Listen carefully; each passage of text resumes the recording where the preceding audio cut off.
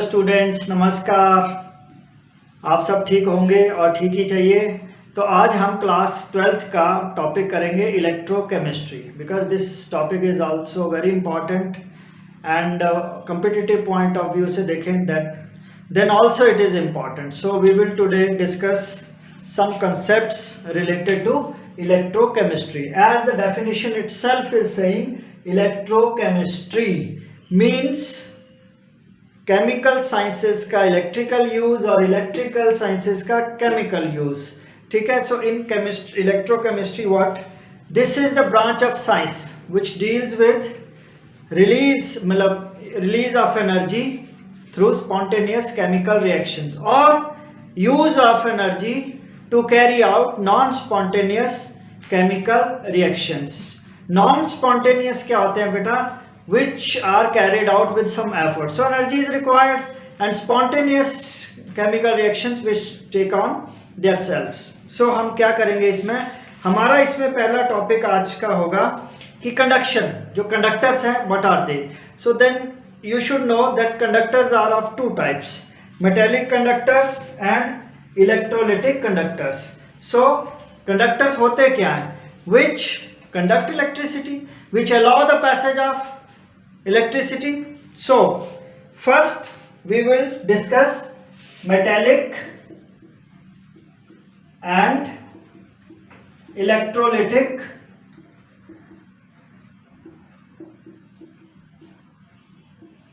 conductance क्या होती है, ये हम इसमें डिस्कस करेंगे आज। So नोट रखिए कि जो ये कंडक्टेंस का टॉपिक है it is little bit also important in physics also, और इससे एक दो क्वेश्चन तो नीट के आपके और आईआईटी के ज़्यादा कंफर्म है। So what we do, types of conductors, metallic, और ये कंडक्टेंस इस टाइप की होती क्या है? पहली बात तो ये है, conductance means the capacity to conduct the passage of electron. Now conductance में आएंगे, two types of conductors are there and we will see the difference, metallic conductors and second thing is electrolytic conductors. क्योंकि जब तक आपको एक clear cut difference नहीं पता होगा, you can't solve any reasoning question, any MCQ, any direct question. So बेटा अब करेंगे क्या हम मेटेलिक कंडक्टर में, या जो भी है मेटेलिक कंडक्टर होते क्या है, या मेटेलिक कंडक्शन क्या होती है। ओके, नाउ मेटेलिक कंडक्टर दे, उनमें जो कंडक्टेंस होगी it is carried out by movement of electrons. किसकी? ठीक है। Here conduction takes place with the help of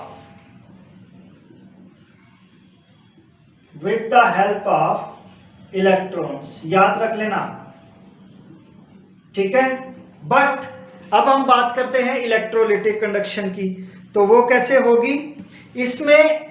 अब इलेक्ट्रोलिटिक कंडक्शन जो है व्हेन आयंस आर फॉर्म, ठीक है, इलेक्ट्रोलिसिस जिसमें होता है।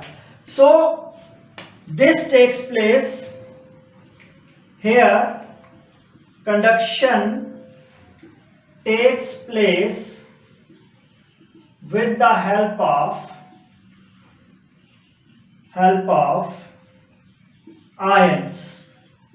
ठीक है, इसमें हमारे कौन से इन्वॉल्व हैं कंडक्शन के लिए? आयंस।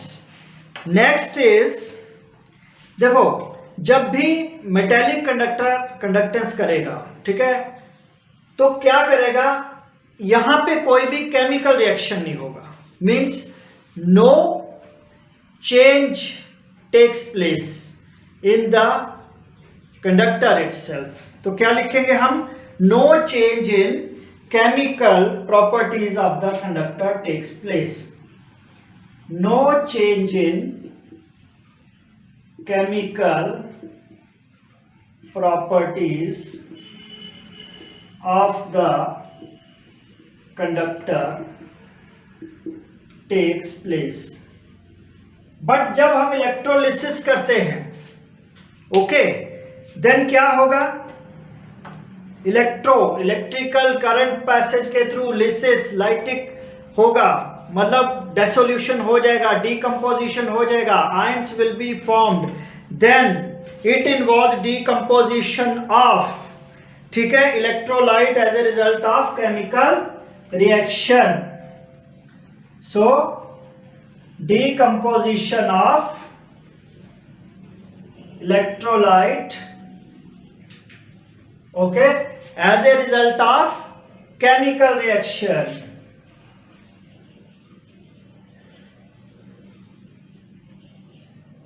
और किसमें डिकम्पोज हो जाएंगे वो, they will form different ions जो कंपाउंड में उसमें अवेलेबल होंगे। Third, this metallic conduction does not involve any transfer of any type of matter, okay, so it does not involve the transfer of any matter, does not involve the transfer of any type of matter। is it clear? इसने सिर्फ allow करना है और electrons move कर जाएंगे, but matter में कोई वैसे चेंज नहीं आने वाला। बट इलेक्ट्रोलिटिक कंडक्शन में क्या होगा, it here transfer of matter will take place, and किस फॉर्म में, आयंस की फॉर्म में। Transfer of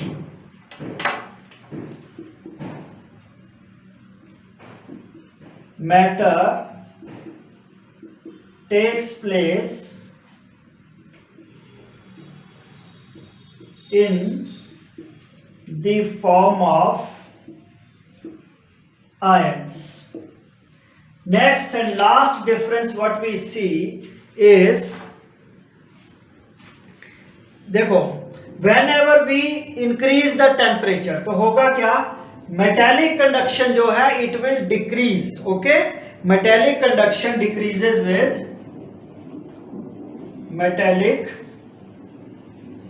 conduction decreases with increase in temperature, okay, this point you should note. But electrolytic conduction, dissolution बढ़ेगा तो electrolytic conduction will increase with increase in temperature. Electrolytic conduction will increase with increase in temperature. So beta, what we noticed here कि metallic और electrolytic आपके conductors थे. तो जो metallic होंगे, ठीक है, उनमें हमने एक बात नोट करनी है कि जो ये मेटेलिक कंडक्शन हो रही है ये किस फैक्टर पे डिपेंड करती है. पहली बात तो ये, अब ये क्या है कि देखो हमारा मेटल कैसा है, nature of the metal and structure, ठीक है, उसका कॉन्स्टिट्यूशन किस तरह का है, तो एलिमेंटल फॉर्म में कैसी है, सारा बेसिक हमें नोट करना पड़ेगा. सेकंड, अब जब कोई भी एटम है मेटल का, उसका atomic number, then what we note valence electrons कितने हैं इसमें, ठीक है, number of valence electrons per atom. फिर third thing, density of metal कैसे है मेटेलिक कंडक्टर में. Fourth thing what we note the temperature का क्या रोल उसमें होगा, and temperature role we have noticed here, it will conductance will decrease. So अब electrolytic, ये तो हो गया मेटेलिक. अब इलेक्ट्रोलिटिक कंडक्टर जो है वो क्या है, which allow the electricity to pass through themselves, और कब, किस कंडीशंस में, in their molten states. Okay, aqueous form में, मोल्टन स्टेट में वो इलेक्ट्रिसिटी को पास करेंगे, अलाउ करेंगे, and what will happen, chemical decomposition will take place in case of electrolytic conductance. So these points you should note. तो जो ये allow करते हैं भाई, ठीक है, जो इलेक्ट्रोलिटिक सॉल्यूशन बनते हैं, जो इलेक्ट्रिसिटी को पास करवाते हैं, so what they are termed as, they are termed as electrolytes, right. तो वो इलेक्ट्रोलाइट्स हो गए आपके, ठीक है। एंड एक चीज और होती है कि कुछ सॉल्यूशंस ऐसे हैं जो कि इलेक्ट्रिसिटी को अलाउ नहीं करते हैं उसका passage, they are termed as non electrolytes, ठीक है। जैसे शुगर हो गया आपका, ग्लूकोज हो गया आपका, इथाइल अल्कोहल हो गया, they are non electrolytes, so you should note this. अब हम जो our chapter is electrochemistry, so we will concentrate ourselves on electrolytic conductors. अच्छा, इसमें एक बात देखिए, जो डिफरेंस है इसमें क्या क्या एमसीक्यू आपके क्या हो सकते हैं। क्लास 12th के लिए डायरेक्ट क्वेश्चन है डिफरेंस। सेकंड थिंग, सम एमसीक्यू टाइप क्वेश्चंस में भी सेटल्ड, आपको कोई पूछ ले कि metallic conduction, what happens to the conductance of metallic conductors with temperature, so you should know decreases। इसमें किसी तरह से भी एमसीक्यू सेटल हो सकता है, सर्शन रीजन सेटल हो सकता है। Then same cases with electrolytic conduction, तो इस तरह हम करेंगे। अब now we will concentrate on classification of electrolytes. अब हम इलेक्ट्रोलाइट्स पे फोकस करेंगे, so we will move forward. Now students see, we will classify the electrolytes. So electrolytes are basically of two types, strong electrolytes and weak electrolytes. Now see what is the criteria, कि criteria हम क्या लेते हैं। strong electrolyte बेटा वो होगा which are completely dissociated into ions, ठीक है। when a chemical reaction takes place, when we dissolve them, ठीक है, तो क्या होगा, which are completely dissociated into ions, as much as possible ions बन जाएंगे और वो completely dissociated. Examples are NaCl, KCl, hydrochloric acid है, आपका अमोनियम नाइट्रेट है, आपका सोडियम हाइड्रोक्साइड है, दे आर स्ट्रॉन्ग इलेक्ट्रोलाइट्स, ठीक है। एंड वीक में क्या होगा, they will not completely dissociate, so they are what, वो एसिटिक एसिड है आपके पास, कार्बोनेट है आपके पास, हाइड्रोजन साइनाइड है आपके पास, ammonium hydroxide, so it's H2CO3, H3BO3, HgCl2, HCN, ZnCl2, there are many types of such electrolytes which are weak, which do not completely dissociate into ions।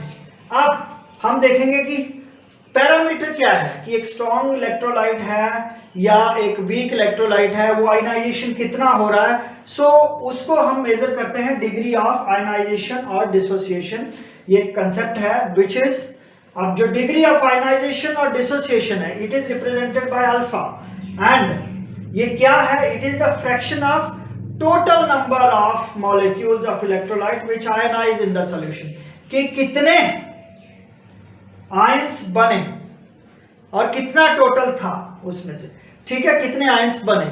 So it is the degree of ionization और dissociation, और हम इसको represent करते हैं alpha की form में। And for strong electrolytes जो आपकी अल्फा की वैल्यू है, it is almost equal to 1, and for weak electrolytes it will always be less than 1।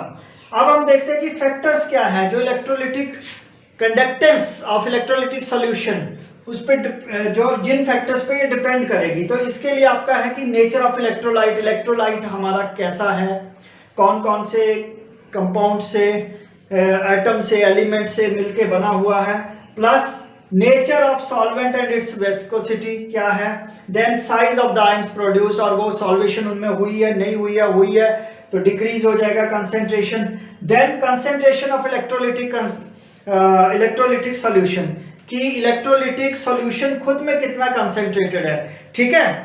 अब जब तक कंसेंट्रेशन की बात चली है, तो कंसेंट्रेशन जो सॉल्यूशन का होगा, तो अगर वो कंसेंट्रेशन ज्यादा है तो इलेक्ट्रोलिटिक कंडक्टेंस कम हो जाएगी, ठीक है, note this point. Then we have temperature. अब क्या होता है बेटा, with increase in temperature conductance always decreases, increase in temperature conductance of electrolytic solutions always decreases. क्यों होता है ये, क्योंकि decrease in concentration of ions, उसमें क्या होता है, जब हम टेम्परेचर बढ़ाते हैं तो decrease in concentration of ions takes place, that's why there is decrease in electrolytic conductance, ठीक है, okay। Now students, we will discuss some basic concepts related to electrolytic conduction. And like metallic conductors, you know, electrolytic conduction also obey Ohm's law, or Ohm's law, as you everybody know, that I is directly proportional to V, means current passing through the electrolytic conductor is directly proportional to potential difference applied and inversely proportional to resistance of that conductor. So this law will also be applicable in electrolytic conduction. Second है इसमें जैसे resistivity, specific conductance, specific resistivity, वो हम पढ़ चुके हैं. And most important now is molar conductivity और molar conductance क्या है. तो conductance, conducting power of all the ions produced by dissolving 1 mole, note this point, 1 mole of an electrolyte in solution is called as its molar conductivity. जब हम 1 मोल dissolve करेंगे electrolyte का तो कितने आयंस प्रोड्यूस होते हैं, that will be its molar conductivity. And molar conductivity को हम कैसे रिप्रेजेंट करेंगे, lambda M equals to kappa upon C. ठीक है बेटा, सी यहाँ पे डायरेक्ट मोलर कंसेंट्रेशन है, you can call it also as molarity. तो मोलैरिटी के फॉर्म में कैसे एक्सप्रेस करेंगे, lambda M equals to kappa into 1000 upon M. Now we talk about its unit. तो यूनिट आपको पता कि जो आपकी कंडक्टेंस है वो सीमेंस है, एस सेंटीमीटर स्क्वायर पर मोल.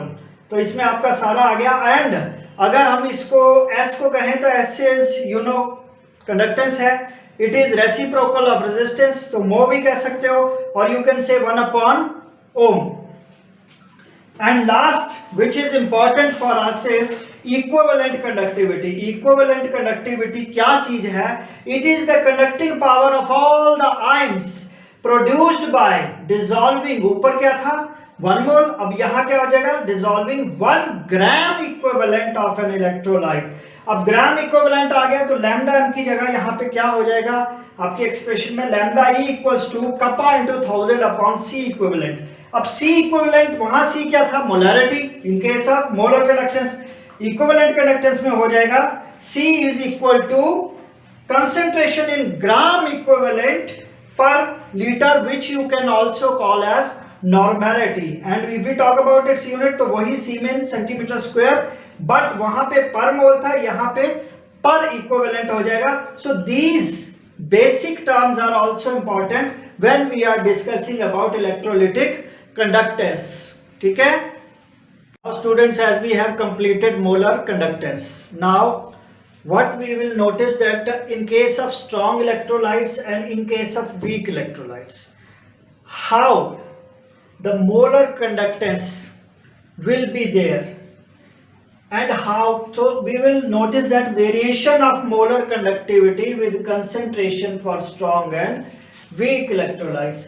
So you see molar conductivity whenever we consider the case at infinite dilution, means we have done dilution at maximum. So in that case you see concentration will almost be negligible, it will be considered as 0. So at infinite dilution this molar conductivity will be written as lambda m and degree.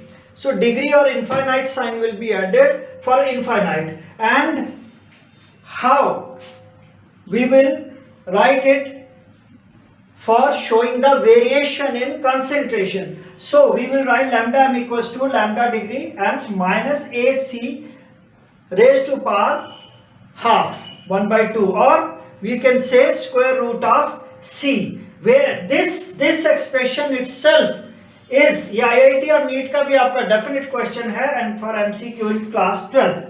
So it is termed as d by Huckel-Onsager equation, and this equation is valid only for lower concentrations. Okay, higher concentration हो जाएगा तो zero value आना possible नहीं है आसानी से. So this equation will hold good at lower concentrations itself. Now यहाँ पे A क्या है, यहाँ पे A है constant. Okay, and आपको पता ही है लैम्डा एम डिग्री जो है is molar conductivity at infinite dilution. Now we see by plotting a graph how this variation takes place in case of strong electrolytes, this is here, and in case of weak electrolytes. In case of strong electrolytes like HCl and KCl, we see here, देखिए क्या हो रहा है, जो graph plot किया गया है, it is constant. It is constant. What it tells means the values remains same throughout. So in case of NaCl it is 1:1, in case of CaCl2 it is 1:2. इस तरह से सिमिलैरिटी रहेगी, ठीक है बेटा जी. So this slope tells us, अब ये जो स्लोप बना है आपस में, इज इट क्लियर, ये जो स्लोप बना है, the value of constant A for given solvent and temperature depends on, ये वैल्यूज किस पे डिपेंड करेंगी, now we have to look into that. Depends on the type of the electrolyte, कैसा हमने टाइप इलेक्ट्रोलाइट सेलेक्ट किया, like HCl and KCl, यहाँ किया है strong electrolyte, okay. And charges on the cation and anion, what are the charges on the cation and anion produced on the dissociation of the electrolyte. So this is the case. And in case of weak electrolytes, आप देखिए क्या है, weak electrolytes के case में molar conductivity is low as compared to strong electrolytes. अब delta m with square root of c, उसकी values जो होंगी, जो वेरिएशन उसमें आएगी, it is so much so that we can not obtain molar conductivity at infinite dilution easily, ठीक है. So now for weak electrolytes, एक बात और रखिए, नोट करिए, for weak electrolytes we can also get this value by applying Kohlrausch law, which we will further clarify, ठीक है. तो इस तरह आपको ये करना है. Hello students, now we will try to understand Kohlrausch law, and this is actually what Kohlrausch law of independent migration of ions means, how migrations behave in a solution and how conductivity is dependent upon cations and anions present in that electrolyte. So how we will do it? Kohlrausch ने क्या किया था? Kohlrausch tried to study various types of electrolytes, and what he found was that the difference of molar conductivities of different pairs of electrolytes having common ions was found to be same. उसमें difference एक जैसा आया. कैसे उन्होंने calculate किया, देखिए, उन्होंने molar conductivity, जैसे उन्होंने मोलर कंडक्टिविटी ली KCl की, ठीक है, eight infinite dilution, and he then took the molar conductivity of NaCl, ठीक है, NaCl.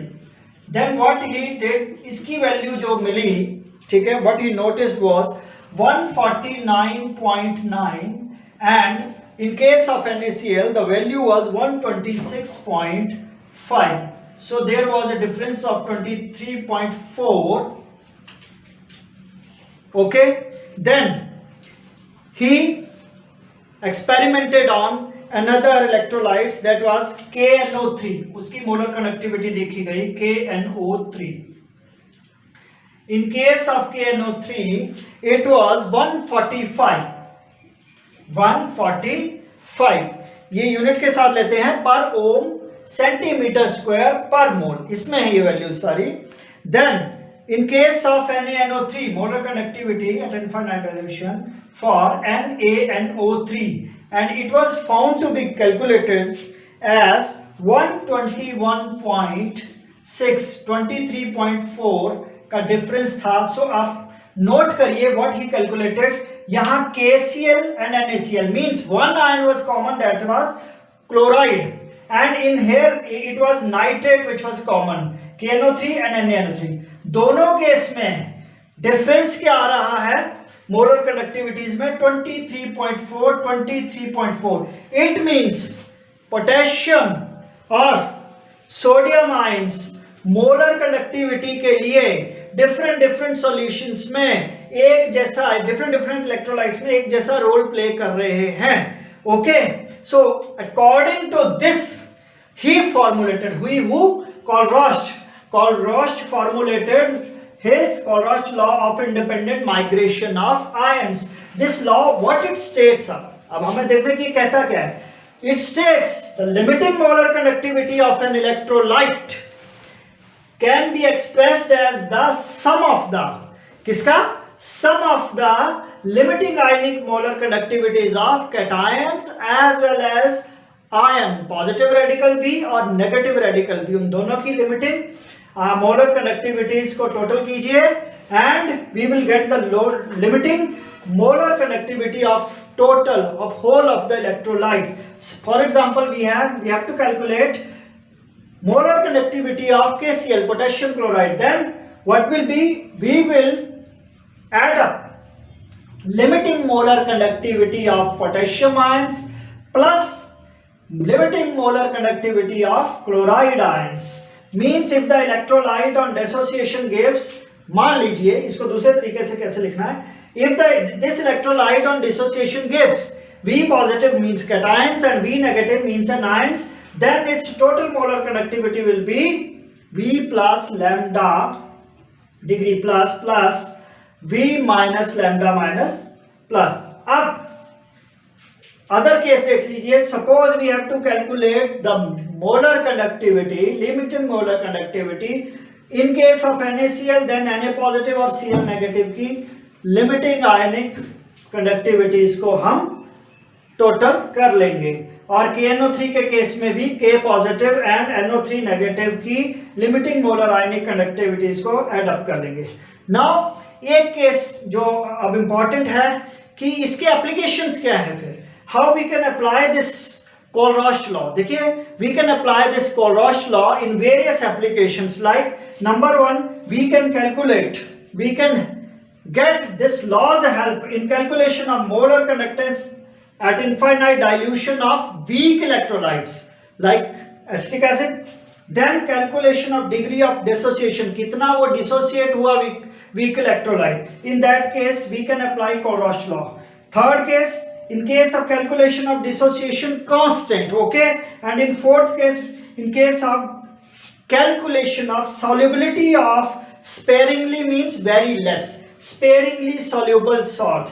These are the cases where we can apply Colruy's law. So you should note it carefully. This is the direct question in class 12th, and MCQ can be settled as per the examination requirement, like IIT में हो, चाहे NEET में हो, चाहे कहीं और हो. Okay, thank you.